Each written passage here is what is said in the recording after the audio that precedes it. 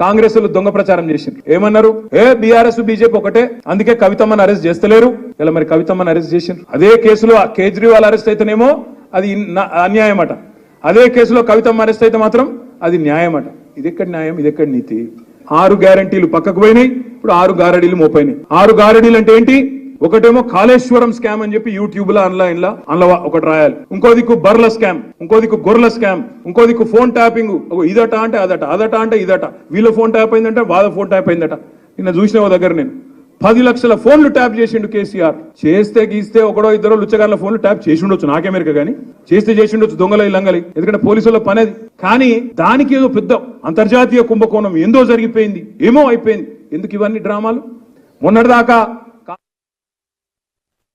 ఎవరు ఏం మాట్లాడుకుంటారో, ఎవరింట్లో భార్య భర్తలు మాట్లాడుకున్నా వినాలన్న దుర్మార్గమైన ఆలోచన గత ప్రభుత్వం చేసింది. ఆయన మాట్లాడుతుండే కేటీఆర్ కొద్దిమంది విన్నామని. ఏం పనే మంది సంసారాలలో ఏలు పెట్టి చూసే పని మీకు? ఎవడన్నా సిగ్గునోడు అట్లా మాట్లాడతాడా? ఇంటే విన్నాం కొంతమంది ఫోన్లు, ఇంటే ఏమవుతుందట? ఎవడన్నా ఇట్లా భర్త నుంచి ఎవడన్నా మాట్లాడతాడా? ఇంటే ఏమవుతుంది? గదే అవుతుంది. చెర్లపల్లిలో చిప్పకూడి తినాల్సి వస్తుంది. ఇప్పుడు వాళ్ళు చెప్పినట్టున్న అధికారులు ఈరోజు ఊసలు లెక్క పెడుతున్నారు. ఆయన అంతకంటే ముందే చెప్పినాం, వద్దురా నాయన, వాళ్ళు దుర్మార్గులు, దోపిడీదారులు, దొంగలు, వాళ్ళ మాటలు విన్నారంటే మీరు జైలుకు పోతారు, మిమ్మల్ని తర్వాత తిరిగి కూడా చూడారని. ఇవాళ కేసులలో ఇరుక్కున్న వాళ్ళని అయ్యో పాపం అని కూడా అంటలేరు వాళ్ళు. చేసినాం ఇట్లనే చేస్తాం. ఎవడు మాట్లాడతాడు? ఊర్లలో ఆవారగాడు మాట్లాడతాడు, తాగుపోతాడు మాట్లాడతాడు. గట్లనే చేస్తాం, మేము బజార్లో బట్టలు ఇప్పుకొని తిరుగుతాం, అయితే ఏందని ఊర్లలో అన్నారు. ఎవడంటాడు? తాగుపోతాడు తిరిగిపోతాడు అంటాడు. గట్ల మేము ఇట్లనే ఉంటాం. ఊర్లో ఎవరైనా పెద్ద మంచి పిలిచారా, ఇది మంచిది కాదురా నాయన, పద్ధతి మార్చుకో అంటే మేము ఇట్లనే ఉంటామా?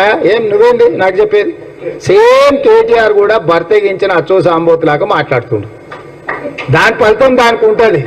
కాకపోతే దాని ఒక క్రమ పద్ధతిలో విచారణ చేసి చట్టపరంగా చర్యలు తీసుకోవాలి కాబట్టి విచారణ జరుగుతుంది. అంతకుముందు ఎవరైనా ఫోన్లలో మాట్లాడుకోవాలన్నా భయపడేది, ఎవరైనా కలిస్తే ఎవరో రికార్డ్ చేస్తుండే అని భయం ఉండే. ఇవాళ ఎవరైనా స్వేచ్ఛగా వాళ్ళ జీవితాలలో వాళ్ళు స్వేచ్ఛగా మాట్లాడుకునే పరిస్థితి రాష్ట్రంలో స్వేచ్ఛ తీసుకొచ్చినాము. ఇవాళ ఏదున్నా సచివాలయానికి వెళ్ళి మనం చెప్పుకునే పరిస్థితి ఉంది. ఎవరు ఏం